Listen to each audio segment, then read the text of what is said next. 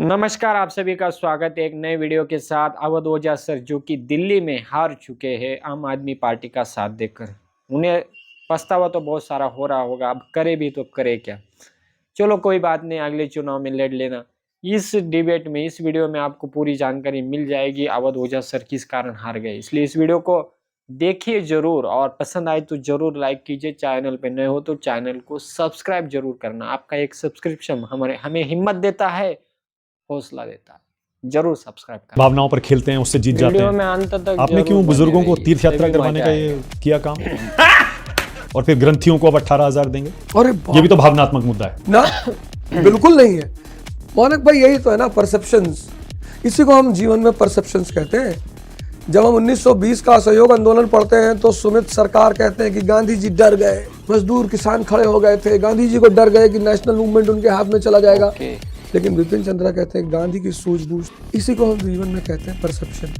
टोकले की औलाद कौन सी फिल्म लाया है? क्योंकि राजनीतिक अब नेता तो हो ही गए हैं, हर सवाल का जवाब है। आप कोशिश कर रहे हैं तो अपने नेता के बचाव में फिर आप शीश महल पर क्या जवाब देते हैं, जिसका एक और वीडियो बीजेपी ने जारी कर दिया है। पहले कहते थे बंगला नहीं लूंगा, और अब देखिए हम कैसा घर बनाया है। हम तो मानक भाई शिक्षा पे बात राजाओं करेंगे, वाला। स्वास्थ्य पे बात करेंगे, मोहल्ला क्लिनिक पे बात करेंगे। नहीं, जवाब तो देना। आप नेता हो गए अब राजनीतिक आरोप पर आप केजरीवाल जी खुद जवाब देते हैं। मैंने कहा ना, मैं आपको बताऊं, मुझे आप चुनाव के बाद मिलिएगा तो थोड़ा सा मैं अध्ययन करूंगा।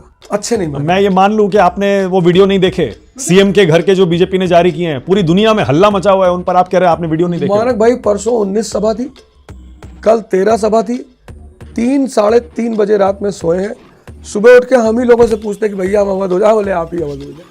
ये हालत है मानसिक। अच्छा, मैं बड़ी तस्वीर खींच के पूछ लेता हूँ। शीश महल पर स्पेसिफिक आप बोलना नहीं चाहते।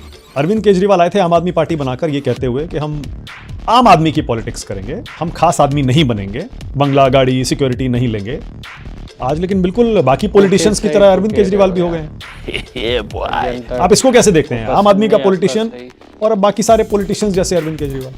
आप हमारे साथ एक बार इस पटपटगंज इलाके में टहलिए। मतलब जिस तरह से लोग सिसोदिया जी के साथ बात करते हैं ना, मतलब कुछ ऐसे लोग हैं जो आज भी मनीष कह के बात करते हैं। जो सही लगेगा बंद करो, हाथ जोड़ के मैं। गमछा डाले हुए ओझा सर अब आम आदमी पार्टी की टोपी पहनेंगे, तो इतनी सारी पार्टियां थी, आम आदमी पार्टी क्यों? जिस पार्टी ने एजुकेशन की इतनी बड़ी अलख जगा दी कि दिल्ली को एजुकेशनल लेबोरेटरी बना दिया कि विदेशियों को भी तारीफ करनी पड़ी, पहली चीज। और दूसरी चीज, इतना ससम्मान और प्रेम का निमंत्रण दिया, और वो भी इस आधार पे दिया कि हम चाहते हैं कि हमारी जो शिक्षा की विकास धारा है उसमें आप हमारे सहयोगी बने, तो फिर तो इधर आना ही था। ओझा जी, भारतीय जनता पार्टी क्यों नहीं ज्वाइन किया आपने? आम आदमी पार्टी के बारे में पिछले दिनों जो खबरें हैं वो कोई बहुत अच्छी खबरें तो है नहीं। उनके नेता लगातार जेल में गए, 1.5 साल जेल में रहे। आपको मन में कभी सवाल नहीं पड़ा हुआ कि हो सकता है भ्रष्टाचार के आरोप हैं, वो गंभीर आरोप हो, संगीन आरोप हो? सर, जेल में तो नेल्सन मंडेला भी रहे, महात्मा गांधी भी रहे, और बड़े बड़े नेता रहे। पूरी हिस्ट्री जो भरी पड़ी है वो नेताओं के जेल जाने की हिस्ट्री भरी पड़ी हुई है। तो जेल जाना मेरे ख्याल से ऐसा थोड़ी है कि जब तक जुडिशरी इस बात को निश्चित नहीं करती कि आदमी सही है गलत है, तब तक तो हम उससे कुछ मान ही नहीं सकते। पर उनके खिलाफ, उन नेताओं के खिलाफ भ्रष्टाचार के आरोप नहीं थे, देशद्रोह के आरोप थे, सेडिशन के आरोप थे, अंग्रेजों से लड़ने के आरोप थे। मुझे नहीं लगता कि महात्मा गांधी के ऊपर कोई भ्रष्टाचार के आरोप लगे हो या नेल्सन मंडेला के ऊपर कोई भ्रष्टाचार के आरोप लगे हो। नाइस। तो अब जब हम कहीं जाते हैं तो हम मोहल्ला क्लिनिक की बात करते हैं, हम कहीं जाते हैं पुजारी ग्रंथि योजना की बात करते हैं, हम कहीं जाते हैं अम्बेडकर एक्सेलेंस स्टडीज की बात करते हैं, बिजली का बिल, पानी का बिल, महिला सम्मान योजना की बात करते हैं। इन बेचारा 20 राज्यों में है, इनके पास कुछ है नहीं बात करने को। तो जब बात करने को है नहीं तो ये उल्टी सीधी बात आपको घुमाएंगे। जैसे जो बच्चा पढ़ा लिखा क्लास में नहीं होता है वो अक्सर यही कहता है कि पेपर बहुत टफ है और सब फेल हो जाएंगे और ऐसा हो जाएगा वैसा हो जाएगा। तो इनकी वो वाली आदत है, ये डिस्ट्रैक्ट करना चाहते हैं, लोगों को भरमाना चाहते हैं। चढ़ा समझाओ इसे, समझाओ। और अगर गलत सेवक रखा तो सही सेवक रखोगे तो सही काम होगा, और गलत सेवक रखोगे तो इसलिए एक सच्चा और अच्छा सेवक अरविंद केजरीवाल जी ने आपके बीच में भेजा है, जिसका नाम है अवध ओझा। वहां से अवध ओझा को आपने खड़ा किया था, वो भी चुनाव हार गए। बीजेपी ने वहां पर चुनावी जीत दर्ज की है। अवध ओझा वो भी चुनाव हार गए। 2 सीटों के इस वक्त नतीजे आ गए। रवि नेगी ने वहां से जीत दर्ज की है। संजीव जी, पड़पड़गंज सीट भी आप हार गए। देखिए,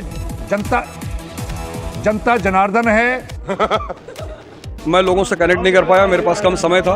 1 महीने में मैं जितने लोगों से कनेक्ट कर पाया उतना वोट मुझे मिला, तो ये मेरी व्यक्तिगत हार है। दिल्ली में आम आदमी पार्टी की बुरी हार हो रही है, इस पर क्या? मुझे अभी इस पे बारे में कोई सूचना नहीं, मैं सूचना मिलने पे इसको बाइट दूंगा। अन्ना हजारे ने भी बयान दिया है कि ये शराब नीति मामले में घोटाले का।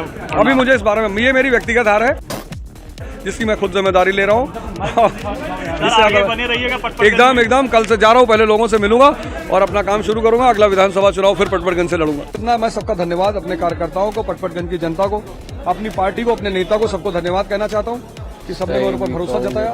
मेरी सेकंड पोजीशन रही और मैं कोशिश करूंगा कि अगले चुनाव में मैं अपने आप को अव्वल दर्जे पर लेकर आऊं। चूक बस इतनी हुई कि मैं सारे लोगों से मिल नहीं पाया, 1 to 1 मेरा कनेक्ट नहीं हो पाया और उसका शायद मुझे अच्छा समय नहीं मिला था, पर फिर भी मैं इस हार की व्यक्तिगत जिम्मेदारी लेता हूं। जय हिंद साथियों, सबसे पहले मैं सभी कार्यकर्ताओं को, सबको हाथ जोड़कर धन्यवाद कहना चाहता हूँ, सहृदय से धन्यवाद करना चाहता हूँ। आप खुशहाल रहे, आपका परिवार खुशहाल रहे, आपके बच्चे खुशहाल रहे। आपने कंधे से कंधा मिलाकर हमारा साथ दिया, हमारे साथ खड़े रहे, हर सुख दुख में खड़े रहे और मैं भी आपके साथ हर सुख दुख में खड़ा हूँ। उसके बाद मैं पटपड़गंज की जनता को भी सहृदय से धन्यवाद देता हूँ कि पहली बार मेरी राजनीतिक धारा की शुरुआत हुई और जनता ने मुझे भरपूर प्रेम दिया, भरपूर सहयोग दिया। इसके लिए मैं हमेशा आपका ऋणी रहूंगा। आप में से जिसको भी लगता है कि आपके बच्चे की पढ़ाई नहीं हो पा रही है, आपके बच्चे को दिशा नहीं मिल पा रही है, तो E40 वेस्ट विनोद नगर अंबेडकर पार्क के सामने आप कभी भी आ सकते हैं। सभी लोगों का सहृदय से धन्यवाद। जय हिंद, जय भारत। कई लोगों का कहना है कि अवध ओझा सर को पार्टी में आना नहीं चाहिए था, बीजेपी का साथ देते तो जीत भी जाते। आम आदमी पार्टी को लोग हार चुके थे क्योंकि आम आदमी पार्टी ने जो भी कमेंट्स की थी दिल्ली में वो यमुना को साफ करेंगे, शिक्षा में नई चुनौतियों का सामना करेंगे, शिक्षा में सुधार करेंगे, स्वास्थ्य में सुधार करेंगे, नई योजनाएं लाएंगे, बहुत सारी चीज़ें उन्होंने कही थी, पूरा नहीं कर पाए। दिल्ली की जनता ने दिखा दिया इस बार। अब बीजेपी जिन्होंने जो वादे किए हैं देखते अभी वो भी पूरी करती है नहीं करती है। फिलहाल तो अवध ओझा सर एक अच्छा नेतृत्व है, उन्होंने शिक्षा में बहुत सारा सुधार किया है। भले वो प्राइवेट हो और वो जनता में भी डेवलप करना चाहते थे, उनको मौका नहीं दिया जनता ने। मौका मिल भी जाता अगर वो आ जाते बीजेपी में तो चलो कोई बात नहीं।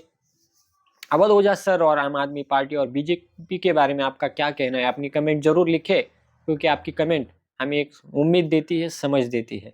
कमेंट जरूर करना, चैनल को सब्सक्राइब करना और लाइक करना मत भूलना।